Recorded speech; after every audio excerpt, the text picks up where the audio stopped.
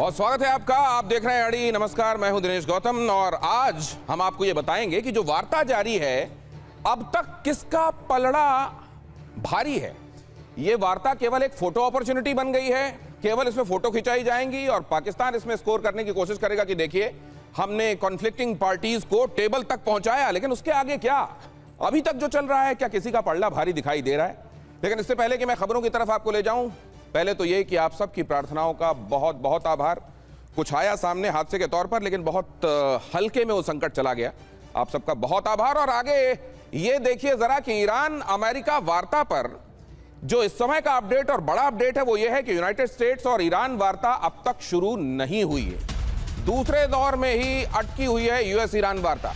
चौथे दौर में यूएस ईरान के बीच बात होनी है।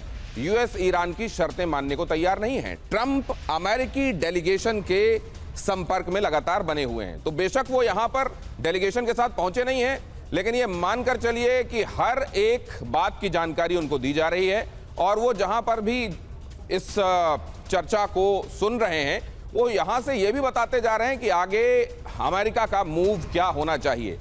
और अगर ऐसा है तो जेडी वांस, जो कि ये माने जाते हैं कि वो वार्ता के पक्षधर हैं, क्या वो अपनी बातों को कन्विंसिंग तरीके से अपने कन्विक्शन के साथ रख पाएंगे, या डोनाल्ड ट्रंप जो कहेंगे आखिरकार वही वो वहां पर कहेंगे और इस तरीके से इस डेलीगेशन के होने नहीं होने का मतलब कुछ नहीं निकलेगा। माना यही जाएगा कि डोनाल्ड ट्रंप जो चाह रहे हैं वो ये लोग कह रहे हैं। बहरहाल आगे खबर की तरफ आपको ले चलता हूं। ईरान की शर्तों पर भड़के ट्रंप ने कहा ईरान एक फेल देश है। तो आप फेल देश से वार्ता क्यों कर रहे हैं फिर? सवाल यह है कि डोनाल्ड ट्रंप उस दौरान, जबकि हर एक बात बहुत नाप तौल कर कही जानी चाहिए क्योंकि वार्ता की टेबल पर इससे बुरा असर पड़ सकता है, डोनाल्ड ट्रंप इस तरह की बातें क्यों कह रहे हैं? सुबह उन्होंने ये बात मैंने आपको बताई थी कि जब ये कहा कि आप लोग, मतलब ईरान के लोग इसलिए जीवित हैं ताकि वो बातचीत कर सकें, ये बहुत अनपैलेटेबल माना गया लोगों की तरफ से। माना गया कि ये पूरे मामले में किरकिरी की तरह साबित हो सकता है, बदमज़गी पैदा कर सकता है। और अब वो कह रहे हैं कि ईरान तो एक फेल्ड स्टेट है। अगर वो एक फेल्ड देश है तो आप उसके साथ वार्ता करने के लिए किस लिए गए हुए हैं? बहरहाल पाकिस्तान के विदेश मंत्रालय का बयान आगे। पाकिस्तान के अधिकारी हिजबुल्लाह के संपर्क में, सीज फायर लागू कराने के लिए संपर्क में। पाकिस्तान के विदेश मंत्रालय की तरफ से यह बात बताई गई। पाकिस्तान के विदेश मंत्रालय का यह बयान आया, पाकिस्तान के अधिकारी हिजबुल्लाह के संपर्क में हैं, सीज फायर लागू कराने के लिए वो हिजबुल्लाह के संपर्क में हैं। मतलब पाकिस्तान ये बताना चाह रहा है कि हम हिजबुल्लाह को ये कह रहे हैं कि अगर इजराइल की तरफ वो फायर करना बंद कर दें तो शायद इस मामले में सीज फायर के लिए पूरे तौर पर इजराइल को भी रजामंद कर लिया जाएगा। क्या ये कहा जा रहा है हिजबुल्लाह को, और क्या हिजबुल्लाह इस बात को मान लेगा? बहरहाल पाकिस्तान ये कह रहा है कि हम हिजबुल्लाह के संपर्क में हैं और उनको भी हम पीस प्रोसेस के लिए, मनाने के लिए लगे हुए हैं, सीज फायर लागू कराने के लिए संपर्क में हैं। और वार्ता के बीच में लेबनान में इजरायली हमला जारी है। महत्वपूर्ण बात यह है कि हमले चल रहे हैं लेबनान में। दक्षिणी लेबनान में इजराइल का हमला, कलीला शहर पर आईडीएफ की एयर स्ट्राइक। यहां देखिए जरा, कलीला में जो एयर स्ट्राइक हुई है, मतलब यह कि जब वहां वार्ता पूरी दुनिया के सामने पोर्ट्रे हो रहा है कि वार्ता हो रही है, उस दौरान यहां पर देखिए ये हमले जारी हैं। और ईरान ने पहले ही कह दिया था कि अगर दो बातें, मतलब हमारी फ्रोजन प्रॉपर्टीज को डीफ्रीज नहीं किया जाता है और दूसरे अगर ऐसा नहीं होता है कि आप लेबनान पर भी हमला करना बंद करें, हिजबुल्लाह पर हमला बंद कर दें, तो हम इस वार्ता में असल में हम शरीक नहीं होंगे। तो क्या शरीक होते हुए भी ये दोनों बातें जब नहीं मानी जा रही हैं तो शरीक होना नहीं होना एक जैसा माना जाएगा? ये बहुत बड़ी बात है। कई चीजें ऐसी हैं जो कहा जा रहा है और जो दिखाई दे रहा है उसमें बहुत फर्क दिखाई दे रहा है। मसलन अगर ये बातें नहीं मानी गई थी, उसके बावजूद ईरान के डेलीगेशन का पहुंचना क्या बताता है? उसके बावजूद एक पूरे घटनाक्रम का शुरू होना क्या बताता है? और ऐसे में जबकि अभी लेबनान में हमले जारी हैं और ऐसे में जबकि अभी संपत्तियों को डीफ्रीज करने को लेकर अमेरिका की तरफ से कोई सकारात्मकता नहीं दिखाई दी है, क्या ईरान बातें कर रहा है और उन बातों का कोई मतलब भी निकलेगा? अगली खबर, लेबनान में हमले का ताजा वीडियो सामने आया। इजराइल ने लेबनान में हमला तेज किया। एक जगह का वीडियो मैंने आपको अभी दिखाया, अब जरा दूसरी जगह क्या चल रहा है लेबनान के भीतर ही देखिए जरा। यहां पर किस तरीके से ये पूरा स्ट्रक्चर हमले के बाद ध्वस्त दिखाई दे रहा है, नेस्तु नाबूद दिखाई दे रहा है। धुआं यहां से उठता हुआ ये बताने के लिए काफी कि यहां का हाल क्या है।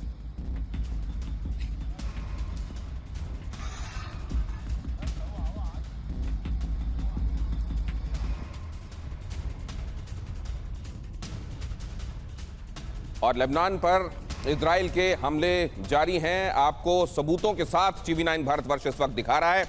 लेबनान के शहरों पर भीषण एयर स्ट्राइक हुई है। एयर स्ट्राइक के बाद लेबनान में तबाही ही तबाही दिखाई दे रही है। साउथ लेबनान में 10 लोगों की मौत भी हो गई है। सीज फायर लागू होने के बाद 10 मिनट के भीतर भीतर इजराइल की तरफ से ऐसा हमला जहां 250 से ज्यादा लोग सिधार गए और बहुत सारे लोग घायल हो गए। और यहां पर आप देख रहे हैं तब जबकि ईरान की तरफ से वीटो भी कर दिया गया है कि अगर ऐसा नहीं हुआ तो बातचीत नहीं होगी, तब भी हमले जारी हैं।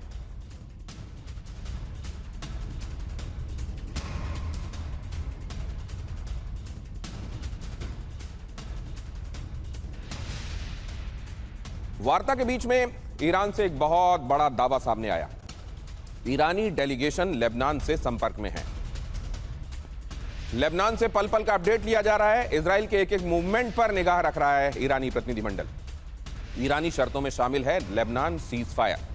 सवाल यह है कि डेलीगेशन वहां पर जब मौजूद है और लेबनान के संदर्भ में वो अपडेट ले रहा है, तो क्या वो मान लीजिए बात होते होते किसी सकारात्मकता की तरफ बढ़ रही है, लेकिन एक समय क्या वो टेबल से उठकर खड़ा हो जाएगा ईरान का डेलीगेशन और वो कहेगा कि आपने हमारी बातें नहीं मानी है। ठीक है, हम यहां तक पहुंचे थे बातों के क्रम में, लेकिन आपने हमारी शुरुआती बातें नहीं मानी है, तो फिर बातों में आगे बढ़ने का फायदा क्या है?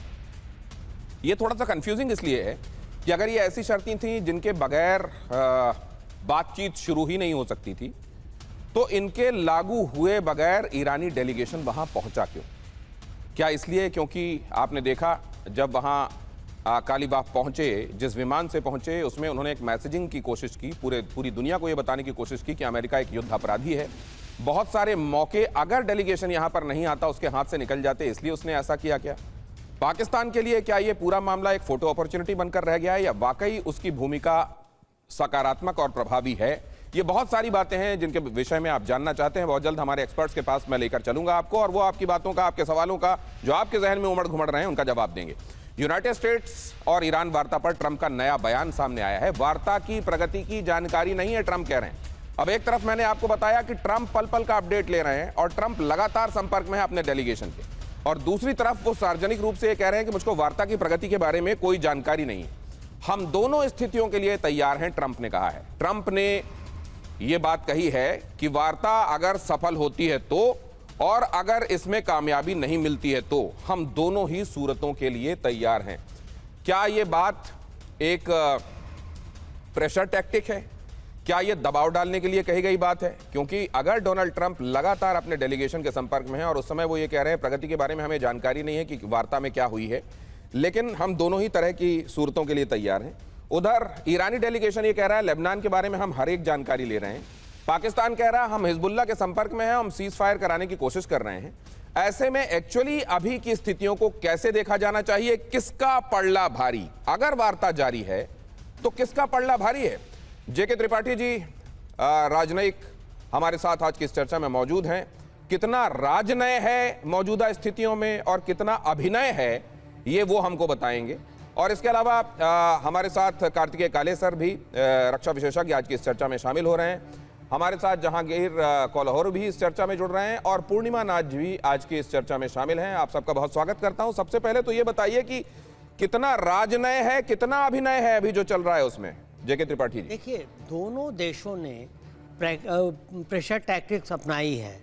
दोनों देश दिखा रहे हैं अपनी कॉन्स्टिट्यूंसी को, डोमेस्टिक कॉन्स्टिट्यूंसी को, कि देखिए हम पीछे हटने वाले नहीं हैं। लेकिन यहाँ पर मैं एक चीज़ कहना चाहूँगा जिसको और आपने भी ध्यान दिलाया था कि ईरान का डेलीगेशन अगर वहाँ पहुँचा सारे ऑड्स के होते हुए कि मतलब हमारी बात मानी जाएगी कि नहीं मानी जाएगी, लेकिन ईरान ने एक ये स्टेटमेंट, एक ये मैसेज दे दिया कि देखिए हम शांति वार्ता के लिए तैयार हैं और हम वहाँ से यहाँ आ सकते हैं। ट्रंप के एडमिनिस्ट्रेशन के तो बार बार गोल पोस्ट बदलने से उस पर कोई भरोसा नहीं रह गया है और ईरान कहता भी रहा है कि हम ट्रंप पे भरोसा नहीं करते, क्योंकि 3 बार की बातचीत के बाद जो चौथे दौर की बातचीत होने वाली थी तभी ट्रंप ने बम बरसाना शुरू कर दिया, हमले कर दिए। तो ये ईरान दिखाने में सफल रहा है। एक ब्राउनी पॉइंट तो ईरान ये इंटरनेशनल कम्युनिटी में ले रहा है। दूसरी चीज़ ये है कि अब अगर आप वार्ता कर रहे हैं, अभी तक तो खैर वार्ता शुरू नहीं हुई, अभी तक तो पाकिस्तान पोस्टमैन का काम कर रहा है। और मुझे बहुत ताजुब हो रहा है जब पाकिस्तान ये कह रहा है कि हम हिजबुल्लाह के संपर्क में हैं कि सीज फायर लागू करें। अरे हिजबुल्लाह को संपर्क करने से क्या होता है, आपको या किसी को भी इजराइल से संपर्क करना चाहिए, क्योंकि इजराइल वहां पर हावी हो रहा है। इजराइल अगर सीज फायर करेगा तब बात बनेगी, लेकिन वो नहीं हो रहा है। तो ये मतलब आप ये कह रहे हैं कि जितने स्टेक होल्डर्स हैं उनमें से ज्यादातर are they playing to the gallery sir, ज्यादातर किसी पॉजिटिव कंक्लूजन की तरफ जाने के बजाय क्या ऐसा है कि अपनी अपनी तरफ का पक्ष दुनिया के सामने रख देना चाहते हैं क्या? ये कोमोडोर काले सर आपसे भी सवाल है कि इसमें गंभीरता कितनी है और इसमें अपना अपना पक्ष दुनिया के सामने साबित करने की शिद्दत कितनी नजर आ रही है आपको? दोनों चीज़ें हो सकती हैं दिनेश जी, बिल्कुल आप सही कह रहे हैं। वॉर ऑफ नैरेटिव भी है और थिएटर ऑफ एब्सर्ड तो हो ही गया है बिकॉज पाकिस्तान में हो रहा है, परंतु डेफिनेटली इसमें एक चीज़ है कि इंटरनेशनल ऑडियंस पे एक जो दबाव बनाने की कोशिश करिए कि हम सही हैं, हमारी जो मोरल पोजीशन है वो सही है, वो मेरे ख्याल से आई थिंक ये आउटकम जो है इस टॉक का शायद यही रहेगा। बिकॉज पॉजिटिवली जो टॉक होनी चाहिए, पॉजिटिवली जो इश्यूज थ्रैश आउट होने चाहिए, वो अभी बिल्कुल स्टार्टिंग पे ही अटक गए हैं। यदि हिजबुल्लाह पे जो है अटैक्स हैं वो इजराइल बंद नहीं करता है तो देन ईरान आगे बढ़ने को तैयार नहीं है। ईरान की वो हार्ड लाइन स्टैंस है बिकॉज हिजबुल्लाह इस समय आईआरजीसी के कमांडर्स हिजबुल्लाह को लीड कर रहे हैं, ये सबको पता है। Right. ये कुछ दिन पहले भी न्यूज़ आई थी कि आईआरजीसी के कमांडर्स वहाँ पर लीड कर रहे हैं। तो देखिए ईरानी ही लीड कर रहे हैं हिजबुल्लाह को, तो ऐसा नहीं है कि हिजबुल्लाह को हम एक अलग एंटिटी मान लें कि भाई ये एक बिल्कुल ही इंडिपेंडेंट एंटिटी है बिना ईरान के। नहीं सर, वो तो खुद ईरान साबित कर रहा है। बिल्कुल, तो ये अगर वो हिजबुल्लाह के ऊपर होने वाले हमलों से परेशान होकर ये कह रहा है कि इन पर पहले हमले बंद करो तब बात होगी, मतलब वो साबित कर रहा है कि ये उनके साथ ही उनके ही लोग हैं। लेकिन सर एक दूसरी महत्वपूर्ण बात, आपकी बात पूरी नहीं हुई है ये बात मैं जानता हूं, लेकिन फिर भी बीच में ये बात मैं कह देना चाहता हूं।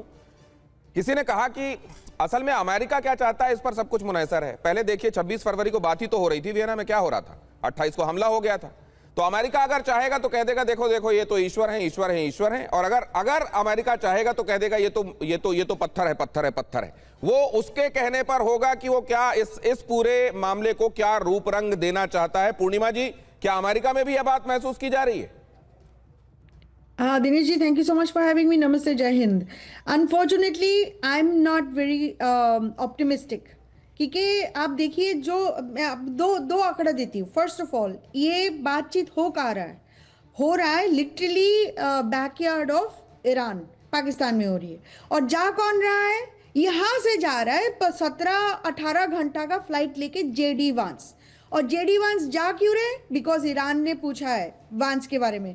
स्टीव विटकॉफ और जेरेड कुशनर के ऊपर उनका कोई भरोसा नहीं रह गया।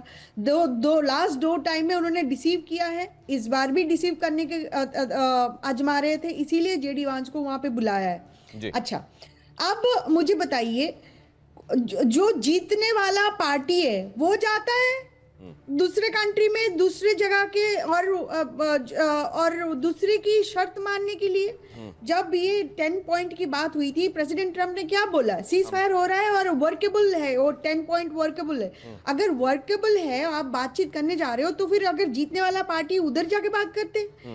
देखिए, it's very clear from A perspective of geopolitical stand point, America हार चुके हैं, उनको एक एग्जिट चाहिए थी और जेडी वांस ने स्पेसिफिकली इसको यूटिलाइज करवाया है पाकिस्तान में जाके बात करने के लिए। This is a photo op, कुछ नहीं आने वाला है, इनका कोई शर्त मानने नहीं वाला है अमेरिका। और नैरेटिव को कंट्रोल में लाने के लिए ये ट्रैवल किया है, because at this point of time even in internally with in America कोई इसके पक्ष में नहीं है, युद्ध के पक्ष में नहीं है। ये पूर्णिमा जी, आप बहुत इंपॉर्टेंट बात कह रही हैं, लेकिन आप ये देखिए कि पूरी दुनिया इस बात को जो आप कह रही हैं वो हर आदमी उससे कनेक्ट कर सकता है कि ट्रंप को इस समय लग रहा है कि अपना पल्ला छुड़ाना है, लेकिन उसको एक लॉजिकल कंक्लूजन दुनिया के सामने दिखाने की कोशिश में है, इसलिए सब कर रहे हैं। लेकिन ये सब फोटो अपॉर्चुनिटी है। ना ईरान अमेरिका की बातें मानने वाला है, ना अमेरिका ईरान की बातें मानने वाला है। ना तो अब ईरान ये कह देगा कि हम पूरे तौर पर इजराइल का जो वजूद है उसको तस्लीम करते हैं और आने वाले दिनों में उसको रिकॉग्नाइज करेंगे और उसको एक मुल्क के तौर पर मानते हैं। ना तो वो ये करने वाला, और ना अमेरिका ये करने वाला है कि इजराइल के से उसके पक्ष से अपने आप को अलग खड़ा हुआ दिखाए दुनिया के सामने। तो ऐसे में इस वार्ता का मतलब क्या है? क्या ये केवल पूरी दुनिया को असल में एक फसाड दिखाया जा रहा है और उसके पीछे की हकीकत कुछ और है? अमेरिकी अधिकारी के हवाले से सीबीएस का दावा, एक खबर देखिए। मुआवजे की रकम के लिए अभी बातचीत नहीं है, मुआवजा देने के लिए अभी अमेरिका सहमत नहीं है। और आप जानते हैं जो 10 बिंदु ईरान की तरफ से प्रपोज किए गए हैं, उसमें एक महत्वपूर्ण बात यह भी है कि ईरान के रिकंस्ट्रक्शन के लिए पैसे दो भाई। इतना जो आपने यहां पर तबाही कर दी वो कौन बनाएगा? आपको बनाना पड़ेगा, इसका मुआवजा आपको देना पड़ेगा। और उधर दूसरी तरफ कहा जा रहा है, सीबीएस का दावा है, अमेरिकी अधिकारी के हवाले से यह दावा है कि इस तरह की कोई बात अमेरिका मानने वाला है नहीं। तो मोटे मोटे पॉइंट देख लीजिए या छोटे छोटे पॉइंट देख लीजिए, वार्ता का जिनमें कंटेंशन वाले जो पॉइंट्स हैं, छोटे या बड़े, उसमें कहीं पर भी कोई ऐसी बात नहीं दिखाई दे रही है कि 2 कदम ईरान चलने के लिए तैयार है या 2 कदम अमेरिका चलने के लिए तैयार है। मतलब वहां पहुंच गए हैं, फोटो खींचेगी और खास तौर से इसकी वाहवाही हो सकता है अपने आप को नोबेल का उत्तराधिकारी आज ही घोषित कर दे पाकिस्तान के लोग। उसके अतिरिक्त इसका कोई हासिल होता हुआ दिखाई नहीं देता। लेकिन उसके बावजूद सीज फायर जारी रहेगा क्या, या सीज फायर भी टूटेगा? यह एक बड़ा सवाल है। जहांगीर कोल्हारो साहब, आप इसको कैसे देख रहे हैं? और सुबह भी आप मेरे साथ थे, चर्चा में कल भी थे। बहुत सारे लोग ये कह रहे हैं कि सरप्राइजिंगली कुछ बहुत पॉजिटिव आउटकम निकलेगा। आप भी इतने पुरुम्मीद हैं क्या? सर, पहले तो जो है टीवी9 देखने वाले को मेरी तरफ से सलाम, और सारे सीनियर लोग बैठे हुए हैं। इसको थोड़ा सा मैं लेके जाऊंगा, लेबनान से शुरू करूंगा। अगर थोड़ा धीरे धीरे के सुनिए। देखिए, लेबनान वो देश है जिसमें अक्सरियत क्रिश्चियनिटी की है, और सबसे ज्यादा अगर इन्वॉल्वमेंट है तो यूरोप की, स्पेन, फ्रांस और यूके। अगर हम यूके को देखें तो पिक्चर में यूके का वज़ीर आज़म जो है खाड़ी के देशों में विजिट कर रहा है, और सिर्फ प्योरली मैसेज ये दे रहा है कि यूरोप भी जो है अभी इस पिक्चर में है। और मैं आपको मजे की बात बता दूं, देखें, इन दोनों अमेरिकन और ईरानी डेलीगेशन के अलावा भी पाकिस्तान, इससे पहले पाकिस्तान के पास पाकिस्तान में सऊदी जो है डेलीगेशन बैठा हुआ है, जो इस सारी चीज को ऑब्जर्व कर रहा है कि हो क्या रहा है।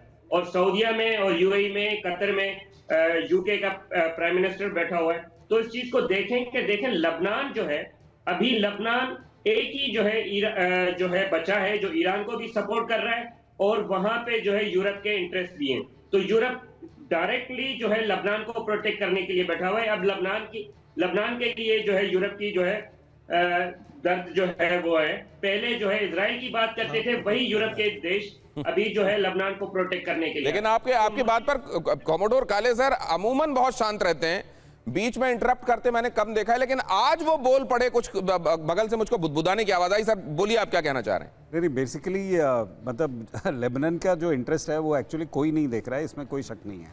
देखिए, ये क्रिश्चियन डोमिनेटेड कंट्री था, फिर इस्लाम डोमिनेटेड कंट्री हो गया है, और अब जो है उसका जो खुद की उसकी अपनी आर्थिक स्थिति, उसके इकोनॉमिक स्टेटस, उसका जो इंटरनेशनल स्टेटस है, वो एक फॉरगॉटन कंट्री है जिसमें बहुत सारी प्रॉब्लम्स चल रही हैं और पिछले 20 साल से चल रही हैं। ऐसा नहीं है कि आज ही हुआ है उनका इजराइल के साथ खटपट। और हिजबुल्लाह की प्रेजेंस हमेशा से लेबनान में रही है, और हिजबुल्लाह के कारण ही वहां पर बहुत सारी अशांति है। ठीक है।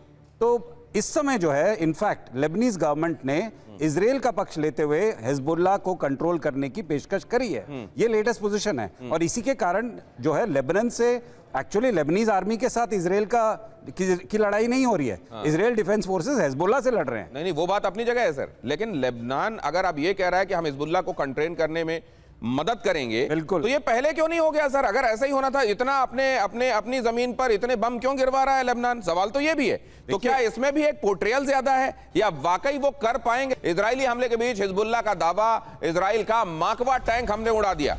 सफ अल हवा इलाके में माकवा टैंक ध्वस्त कर दिया गया, ड्रोन से माकवा टैंक को किया गया ध्वस्त। इससे पहले भी माकवा को ध्वस्त कर चुके हैं हिजबुल्लाह के लड़ाके। वो तस्वीरें भी हमने आपको बीते दिनों दिखाई थी। लेकिन सवाल यहां पर यह है कि बहुत सारे लोग ये मानने लगे हैं कि असल में हिजबुल्लाह जो चाहता है वो करता है। लेबनान का बियॉन्ड अ पॉइंट उसके ऊपर कोई कंट्रोल ही नहीं है। और अगर ऐसा है तो क्या वाकई उसको कंटेन किया जा सकता है, या वाकई कंट्रोल किया जा सकता है? और अब वो दिखाई देगा। जगह त्रिपाठी जी, देखिए, लेबनान से बात करने का कोई तुक नहीं है। लेबनान, आप जैसे सही कह रहे हैं दिनेश की, लेबनान में सरकार जो कॉन्स्टिट्यूशनल गवर्नमेंट है उसका हिजबुल्लाह पर कोई कंट्रोल नहीं है, और हिजबुल्लाह से भी बात करने का कोई तुक नहीं है। अगर बात करनी हो किसी को, पाकिस्तान को अमेरिका के थ्रू इजराइल को कंटेन करना चाहिए, ना कि हिजबुल्लाह को, क्योंकि इजराइल तो खुलेआम कर रहा है कि जब तक हम हिजबुल्लाह को ख़त्म नहीं कर देंगे हम बैठेंगे नहीं। तो ये समस्या यहाँ पर है कि पाकिस्तान क्या करना चाह रहा है। पाकिस्तान ऑफ द टेंजेंट जा करके दूसरे लोगों से मिलने सर एक अपडेट अभी अभी का आया, आपको भी बता देता हूं, हमारे दर्शकों को भी। यूनाइटेड स्टेट्स और ईरान वार्ता पर, यह लेटेस्ट अपडेट है। लेबनान और फ्रोजन प्रॉपर्टीज के मामले में जो संपत्तियां ईरान की फ्रीज कर दी गई हैं अमेरिका की तरफ से, उन मुद्दों पर क्या हुआ, इन पर नहीं झुकेगा ईरान। ईरान ने स्पष्ट कर दिया है। ईरानी डेलीगेशन जो आया उसने ये कहा है कि ये दोनों शर्तें पूरी होंगी, बातचीत तभी आगे बढ़ेगी। यूनाइटेड स्टेट्स ने दोनों शर्तें मानने का वादा किया था। आज बात नहीं बनी तो लौट जाएगा ईरानी दल। ईरानी दल ने यह कहा है कि ये दोनों बातें मानने के लिए अमेरिका ने कहा था, ये मानते क्यों नहीं है आप, और अगर बात नहीं मानेंगे तो हम तो चले ईरान वापस। अगर ऐसा हो गया तो क्या कल परसों से हम फिर से वही गोला बारूद, वही मिसाइलें, वही धमाके, वही सब फिर से देखने लगेंगे? क्या ये अंदेशा आज और बड़ा हो गया? कार्तिकेय काले सर। बिल्कुल हो गया, इसमें कोई शक ही नहीं था। देखिए मैं पहले भी बोल रहा था कि ये जो आप एक नहीं सर, मैं एक लेमैन ये समझना चाहता है कि दोनों पक्ष इस समय थके हुए हैं, युद्ध दोनों में से कोई नहीं चाहता।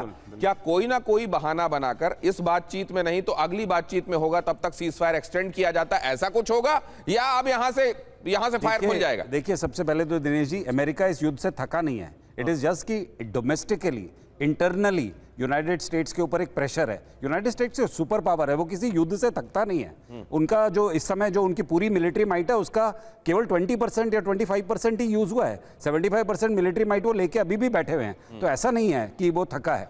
ईरान जरूर इस युद्ध से परेशान है और बहुत बुरी तरह से ध्वस्त हुआ है, जिसकी हम बातचीत कभी कर नहीं रहे हैं। वो एक इकोनॉमिक जो है बहुत ही बुरी पॉइंट की तरफ जा रहा है धीरे धीरे। यदि उसकी कंडीशन नहीं संभली तो बहुत बुरा हो सकता है ईरान के साथ कुछ ही समय में।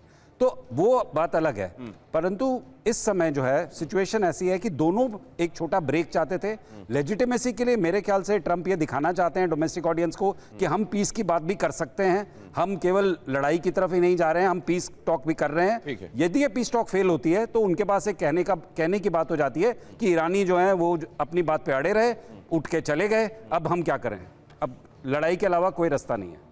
तो ये अमेरिका की तरफ से पोर्ट्रेयल है, वो ये बताना चाहता है कि हम पीस करना भी जानते हैं और पीस करना भी जानते हैं। लेकिन पूर्णिमा नाथ जी यहां पर फौरन ही कुछ ऐड करना चाहती हैं। आपके पास आता हूं, आपकी बात सुनूंगा, लेकिन उससे पहले जरा ये बता दें, ईरान की दोनों शर्तें यूनाइटेड स्टेट्स ने मानी क्या क्या शर्तें थी और मानी कि नहीं मानी? लेबनान पर हमला रुकेगा, ईरान की फ्रोजन जो प्रॉपर्टी है वो बहाल होगी। किन देशों में ईरान की संपत्ति? अमेरिका में 38 से 50 अरब डॉलर की संपत्ति, यूरोपीय संघ में 18 से 28 अरब डॉलर की संपत्ति, यूनाइटेड किंगडम 6 से 9 अरब डॉलर, कुल इस तरह की संपत्ति 11 लाख करोड़ की। ईरान को पैसे कैसे मिलेंगे? अमेरिका विदेशी बैंकों को पाबंदी में छूट दे देगा तो पैसे मिल जाएंगे और इससे ईरान की संपत्ति बहाल हो जाएगी। तीसरे देशों के माध्यम से फंड ट्रांसफर होगा और डील हुई तो सबसे पहले यूनाइटेड स्टेट्स ईयू से फ्री संपत्ति बहाल होगी। लेकिन कहा यह जा रहा है कि यह तो बात बनी नहीं रही है कोई। क्या ये बातें जो आगे तक सोच ली गई हैं, क्या ये बेवजह सोच ली गई? इनमें कुछ नहीं होने वाला, जो जैसा है वैसा ही रहेगा, ये स्टेटस को रहने वाला है क्या इन मुद्दों पर? या कुछ चीजों पर दोनों पक्ष कुछ ना कुछ यील्ड भी दिखा देंगे? क्या लग रहा है दुनिया को, पूर्णिमा नाथ जी? अच्छा, मैं एक बात बताना चाहती हूँ आपको। बार बार ये कहा जाता है कि ईरान को बहुत नुकसान हुआ है, लेकिन कोई ये नहीं बताता है कि इजराइल में भी इंटरनेट ब्लॉकेड हुआ है। लिटरली कोई इन्फॉर्मेशन बाहर ही नहीं निकलता। आपने आज तक कोई वीडियो देखा सिविलियंस की वहाँ की? कोई भी पोस्ट किया वहाँ से? नहीं। अब मुझे बताइए, अमेरिका के हिसाब से 13 या 15 की बताया था यहाँ पे डेथ हुई है हमारी लोगों की, लेकिन ये पिछले 4 हफ्ता से कोई अपडेटेड इंफॉर्मेशन नहीं है। तो अमेरिकन गवर्नमेंट छुपा नहीं रहा है इंफॉर्मेशन। हमारे यहाँ पे बार बार बोला जाता है अमेरिका की, तो ईरान के हिसाब हमेशा सिचुएशन खराब है, लेकिन अमेरिका और इजराइल के बारे में कोई बात नहीं करता, first of all. Second of all, proxy के बारे में हम हमेशा हर चैनल में ही बात करते हैं। अच्छा, इनकी ईरान की प्रॉक्सी, महत्वपूर्ण बात कर रही है पूर्णिमा जी, लेकिन आपके लिए भी एक अपडेट आया है, मैं आपको भी बता दूं, अपने दर्शकों को भी। ईरानी मीडिया के हवाले से बड़ी खबर है, यूनाइटेड स्टेट्स और ईरान के बीच में वार्ता शुरू हो गई है, ये ईरानी मीडिया कह रहा है।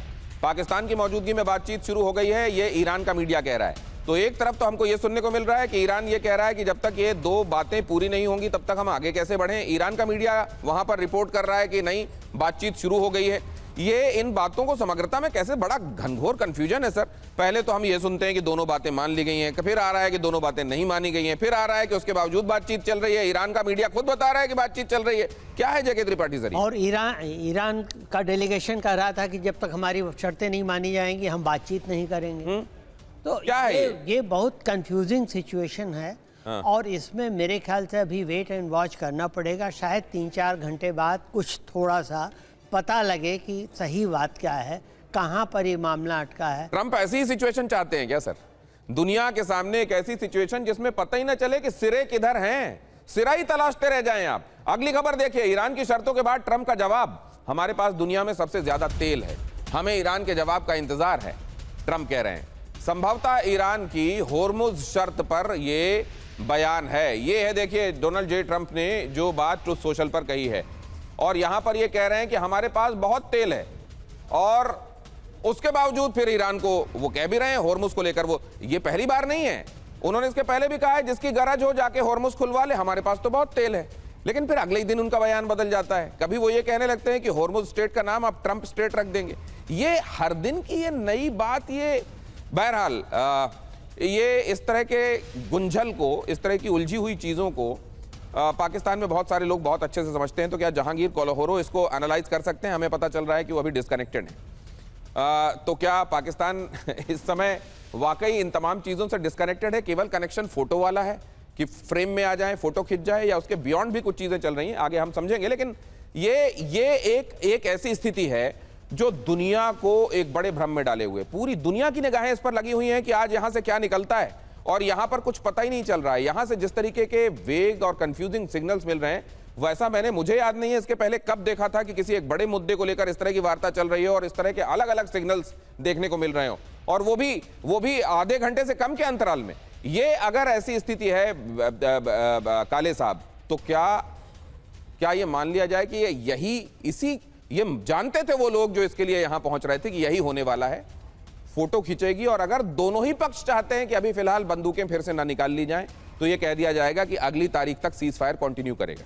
दिनेश जी, मैं इसे ऐसे देखूंगा कि ये इनिशियल बाउट है। ये जब प्रोफेशनल बाउट्स होते हैं ना बॉक्सिंग में, तब इनिशियली जो बॉक्सर्स होते हैं वो एक दूसरे का जायजा लेते हैं, तो धीरे धीरे पंचिंग करते हैं, गोल गोल घूमते हैं। ऐसा लगता है कि तो लड़ना ही नहीं चाहते, पता नहीं क्या करने आए हैं रिंग पे। लेकिन यहाँ तो वेट कैटेगरी भी पता नहीं चल रही है। बिल्कुल, वेट कौन सा है, फेदर वाला कौन सा है, और हैवी वेट कौन सा है? वेट कैटेगरी बहुत अलग है। अमेरिका सुपर हैवी वेट में और ईरान नहीं है। परंतु देखिए बेसिकली जो पोजीशंस होती हैं वो एक स्ट्रेटेजिक इंपेरेटिव पे बेस्ड हैं। इस समय ईरान की पोजीशन हल्के होते हुए भी बहुत जबरदस्त है, बिकॉज उनके पास एक जो आजकल लोग बोल रहे हैं कि एक परमाणु हथियार है, जो स्ट्रेट ऑफ हॉर्मुज एक ऑलमोस्ट इक्वलेंट टू परमाणु हथियार है, जो उन्होंने रोका हुआ है। तो उसके कारण जो है उनकी पोजीशन थोड़ी इंप्रूव्ड है। लेकिन यदि यूएस के पास मिलिटरीली स्ट्रेट ऑफ हॉर्मुज खोलने का कोई उपाय आ जाता है, कोई प्लान बन जाता है, एक कोalition इकट्ठा हो जाता है, क्योंकि अब देखिए हम इसमें यूएस अकेला नहीं है। स्ट्रेट ऑफ हॉर्मुज ब्लॉक करने का मतलब है सारी दुनिया को परेशानी।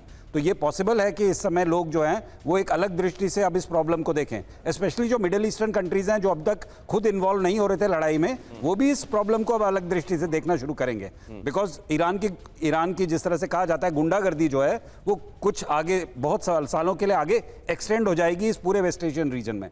तो अब इस बातचीत के साथ साथ जो है इस पूरी सिचुएशन के नए आयाम खुल रहे हैं, और इन नए आयामों को खुलने के बाद किस तरह की सिचुएशन बनती है, लेकिन सर वो देखना गुंडागर्दी का इल्जाम तब लगाया जा सकता था जब अटैक ना होता और ईरान खुद बढ़कर ये सब चीजें कर देता, तो शायद ये कहा जा सकता था कि देखिए गुंडागर्दी चल रही है।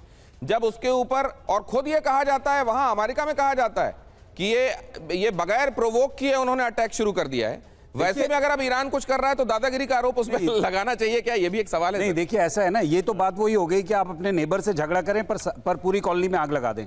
ये कह के कि नहीं भाई हमारा तो पड़ोसी से झगड़ा था पर हम पूरे कॉलोनी में आग लगा दें। कॉलोनी में उन घरों से भी तो पत्थर फेंके जा रहे थे ईरान के ऊपर सर। नहीं, उनकी तरफ से कोई पत्थर नहीं फेंके जा रहे थे। इनफैक्ट ईरान दूसरों पे पत्थर फेंक रहा था, ये बड़ा क्लियर है। किसी भी मैं समझ रहा था आप जीसीसी कंट्रीज को कह रहे हैं, नेबर्स कह रहे हैं पूरी दुनिया के लिए कि आप पूरी दुनिया को सजा क्यों दे रहे हैं? कहां कितनी ईरानी संपत्तियां हैं जो फ्रीज कर दी गई हैं? जरा बहुत जल्दी से एक निगाह उस पर भी डालिए। अमेरिका $2 बिलियन के आसपास यहां पर बताया जाता है कि यहां पर $2 बिलियन संपत्ति है ईरान की। दक्षिण कोरिया में $7 बिलियन, चीन में $20 बिलियन। अगर इस हिसाब से आप देखें और इसका गुणा भागा आप लगाने लगे तो ईरान अचानक आपको बहुत बहुत अमीर लगेगा। लेकिन फिर सवाल यह है कि केवल दिखाने के दांत हैं इस समय, क्योंकि ये सब अमेरिका ने फ्रीज किए हुए हैं। इराक में $10 बिलियन, जापान में $3 बिलियन, लग्जमबर्ग में $1.6 बिलियन, ब्रिटेन नीदरलैंड में $2.3 बिलियन। ये बताने के लिए काफी कि अगर ये जो वक्र दृष्टि है अमेरिका की ईरान के ऊपर से हट जाती तो ईरान के दिन बगैर कुछ उसकी बहुत ज्यादा मदद किए भी बहुर सकते थे। लेकिन फिर जाहिर है अमेरिका को यह मंजूर नहीं है। जहांगीर कौलाहोरो इस बीच हमारे साथ पाकिस्तान से जुड़ गए। जहांगीर साहब, कोई अपडेट आपको मिल रहा है? वहां क्या डेवलपमेंट हुआ अभी तक इस बातचीत में?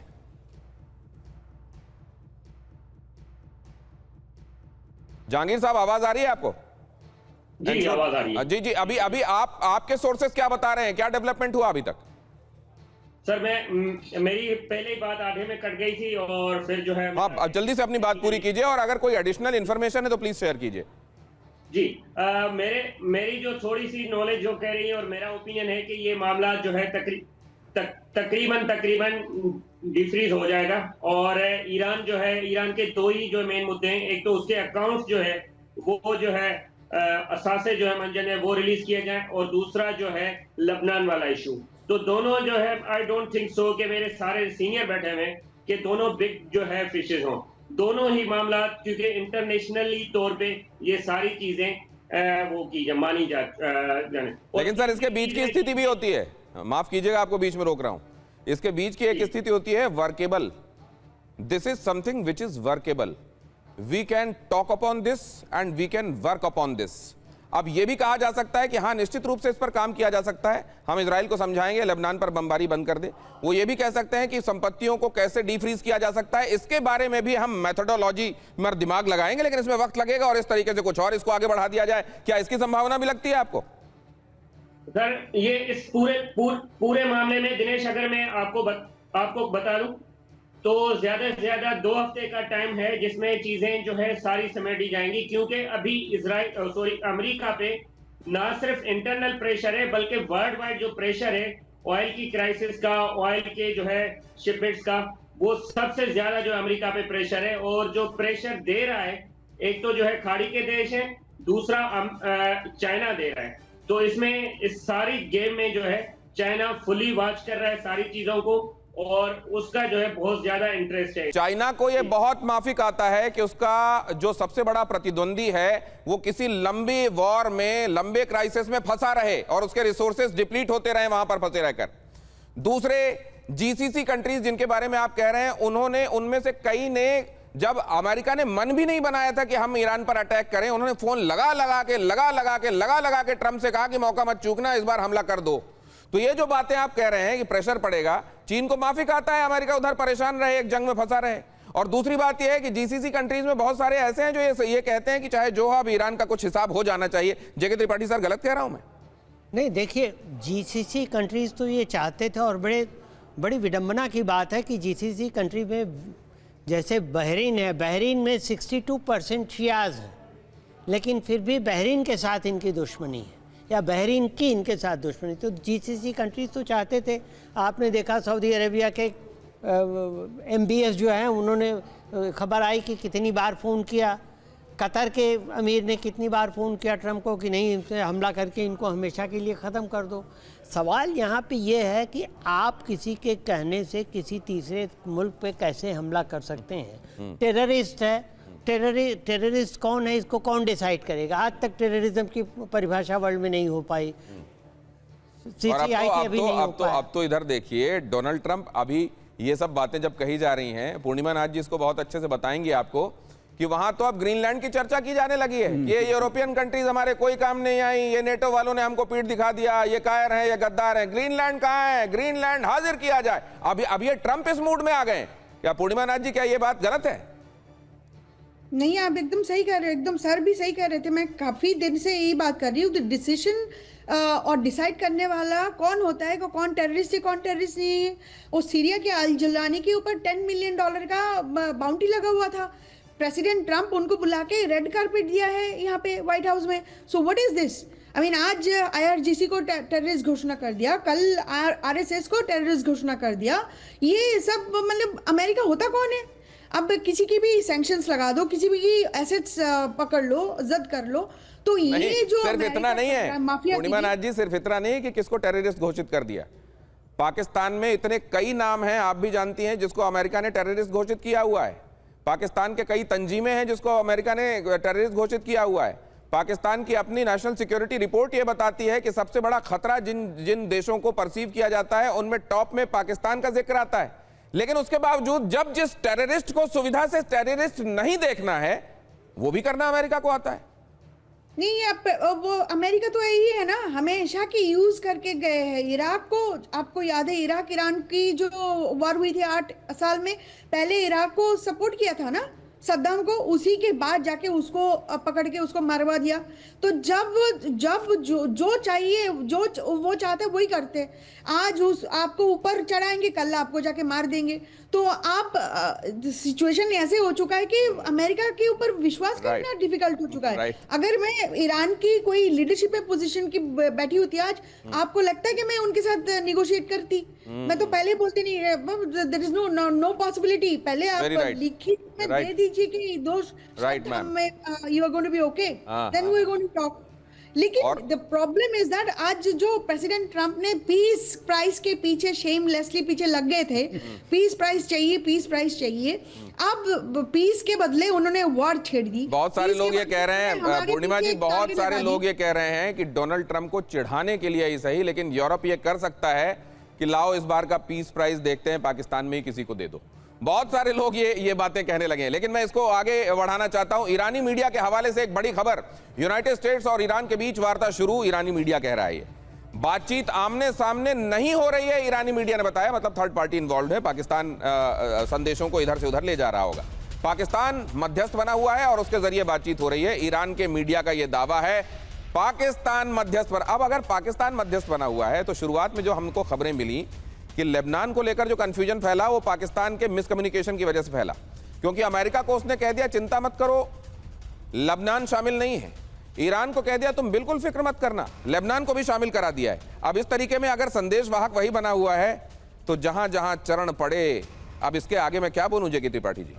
बिल्कुल बंटाधार होने को है। हाँ। अब यह है कि पाकिस्तान, वो कहते हैं ना, एक कहावत है कि चौबे गए दुबे बनने, छब्बे होके लौटे। हाँ, वही उल्टा हालत हो गया हो सर, उल्टा हो नहीं, गया। अब अगर ये वाली स्थिति है सर, तो उससे ज्यादा महत्वपूर्ण ये है कि पाकिस्तान की मध्यस्थता में बातचीत अगर हो रही है तो ये भी पाकिस्तान के वैसे क्रेडिट में जाता है कि जो ईरान ये कह रहा था कि जब तक लेबनान वाले मामले में, संपत्तियों को डीफ्रीज करने वाले मामले में नहीं हो रहा है कुछ, हम बातचीत नहीं करेंगे, और यहां मध्यस्थता करके वो बातचीत के लिए रजामंद कर रहा है, तो ये तो क्रेडिट जाना चाहिए पाकिस्तान को। कार्तिकेय काले सर। नहीं, देखिए इसमें कोई शक नहीं है, मैं मानता हूं कि पाकिस्तान को क्रेडिट जाना चाहिए। हिम्मत है उनकी कि उन्होंने यूएस और ईरान को एक साथ बिठा के जो है बातचीत करने की कोशिश करी है, ये जानते हुए भी कि उनकी एक्चुअली दोनों कंट्रीज के साथ कोई स्टैंडिंग नहीं है। ये जानते हुए भी इस तरह की मध्यस्थता कराना मेरे ख्याल से बहुत ही हिम्मत का काम है। कुछ लोग इसको बेवकूफ़ी भी कह सकते हैं, परंतु मैं मानता हूं कि ये हिम्मत का काम है, क्योंकि इसमें सारी दुनिया की मदद हो रही है कहीं ना कहीं पर। तो ये काम यदि पाकिस्तान कर रहा है तो हैट्स ऑफ टू देम भाई, और ऑल द बेस्ट। इसके अलावा मैं कुछ कह नहीं सकता। और अगर ईरानी मीडिया इस बात की तस्दीक कर रहा है तो फिर और कुछ कहने के लिए रह क्या जाता है? तो इसके लिए तो पाकिस्तान को आपको क्रेडिट देना होगा। लेकिन ईरान ने अमेरिका में 2 फाड़ करवा दिया। नंबर 1, ईरान ने कहा वो जेडी वांस से ही बातचीत करेगा। ईरान ने ये बात कही थी कि हम तो जेडी वांस से ही बात करेंगे, हमको विटकॉफ समझ में नहीं आते और जेरेड कुशनर हमको समझ में नहीं आते। ये अटैक वाले लोग हैं। वो आदमी जिसमें थोड़ा सा दिमागी तवाजन जिसका सही है वो हमको जेडी वांस लगते हैं, हमको जेडी वांस से बात कराओ। ईरान ने कहा वो जेडी वांस से ही बातचीत करेगा। ईरान को पता था जेडी वांस ट्रंप की यूनाइटेड स्टेट्स फर्स्ट नीति के पैरोकार हैं, और पेंटागन विदेश विभाग के अधिकारी नाराज हैं, डिप्लोमेट से अप्रूवल उनका नहीं लिया गया इस बात से। ट्रंप ने वेंस को पूरी छूट दी, जिससे इंटेलिजेंस कम्युनिटी, व्हाइट हाउस के बीच में यह कहा जा रहा है कि दरार आई, और ईरान ने वेंस का दांव खेलकर युद्ध वाले और शांति वाले गुट में दरार डाल दी। कहा जा रहा है कि एक बहुत बड़ा पैंतरा था ये ईरान का। क्या वाकई ईरान का कि ये बड़ी शतरंजी चाल थी? वैसे डोनाल्ड ट्रंप बीते दिनों खुद ही कह चुके हैं कि ऐसा शतरंज खेलने वाला कम दिखाई देता है। कमाल का चेस खेला जा रहा है ईरान की तरफ से। क्या ये क्रेडिट भी देना पड़ेगा ईरान को, कार्तिकेय काले सर? बिल्कुल देना पड़ेगा, ये मानना चाहिए। देखिए यूएस एक मतलब 40 सालों से यूनाइटेड स्टेट्स की जो पॉलिसीज रही हैं वो पेंटागन और डिपार्टमेंट ऑफ स्टेट कंट्रोल करता है, और सब जानते हैं कि राष्ट्रपति आते हैं जाते हैं, डायरेक्शंस देते हैं, बदल जाते हैं, परंतु जो बेस और अंडरलाइंग पॉलिसीज हैं यूनाइटेड स्टेट्स की वो सेम रहती हैं, वो जगह जगह पे रहती हैं। इनफैक्ट अभी डिस्कशन हो रहा था ग्रेटर इजराइल। तो यूनाइटेड स्टेट्स और ईरान वार्ता पर ट्रंप का नया बयान आ गया है। ईरान में अब कुछ भी बचा नहीं है, ट्रंप कह रहे हैं। ये देखिए ट्रंप की बातें देखिए, ईरान में कुछ भी बचा नहीं है, तो फिर बातचीत क्यों कर रहे हैं आप? ईरान होर्मुज पर ब्लैकमेल कर रहा है, ट्रंप कह रहे हैं। अब यूनाइटेड स्टेट्स होर्मुज की माइन हटाएगा, ट्रंप का कहना है। जल्द माइन हटाने का काम शुरू कर देंगे, ट्रंप का। अब ये देखिए, एक दिन भर में आपने कितनी सुबह इनका कहना था कि अपने आप होर्मुज खुल जाएगा ऑटोमेटिकली ऑन इट्स ओन। अब ये कह रहे हैं कि अब बहुत जल्द हम माइन हटा। ये देखिए यहां ट्रुथ सोशल में उन्होंने ये बात कही है, जिसमें उन्होंने ये कह दिया है कि अब माइन हटाने का काम हम करेंगे, ईरान में कुछ बचा नहीं है। और वहां इनके वार्ताकार बैठकर वहां बातचीत की टेबल पर जब वहां अब या तो वो क्या कर रहे हैं, हर एक बात की अपडेट ले रहे हैं, कब किसने क्या कहा, और उसके फौरन बाद उनको जो लग रहा है, कई तरह के उन्होंने मैसेजेस बनाकर रखे होंगे कि अगर ये होता है तो ये होता है तो ये, और ये ऐसा नहीं है। कल से आ रही है कि यूनाइटेड यूके की जो माइन क्लियरेंस जो रॉयल नेवी की जो एक्सपर्टीज है उसके बारे में बहुत डिस्कशंस हो रहे हैं, एंड यूके से कुछ जहाज जो हैं वो शायद रेडी हो रहे हैं इस तरफ स्ट्रेट्स ऑफ हॉर्मुज जाने के लिए। इसमें कोई शक नहीं है कि रॉयल नेवी के पास जो है इस समय दुनिया के सबसे बेहतरीन यूएसएस यानी जो सरफेस पे अनक्रूड सरफेस व्हीकल्स होती हैं और यूवीवीज जो अंडर वाटर व्हीकल्स होती हैं वो हैं, और साथ में उनके पास बहुत ही ऐसा एआई एनेबल्ड इक्विपमेंट है जिससे वो लूज माइंस यानी फ्लोटिंग माइंस वगैरह। सवाल यह है कि इस पूरे घटनाक्रम के दौरान सर, जिस यूनाइटेड किंगडम ने कई बार अमेरिका की बातों को एक तरीके से थम्स डाउन किया है, क्या वो इस बात पर रजामंद होकर काम करने के लिए अमेरिका के कहने पर होर्मुज पहुंच जाएगा? ये बड़ा सवाल है। लेकिन उधर बातचीत के टेबल पर क्या हो रहा है, वार्ता जारी, लेकिन किसका पलड़ा भारी अभी तक कुछ नहीं पता। फोटोज आ रही हैं,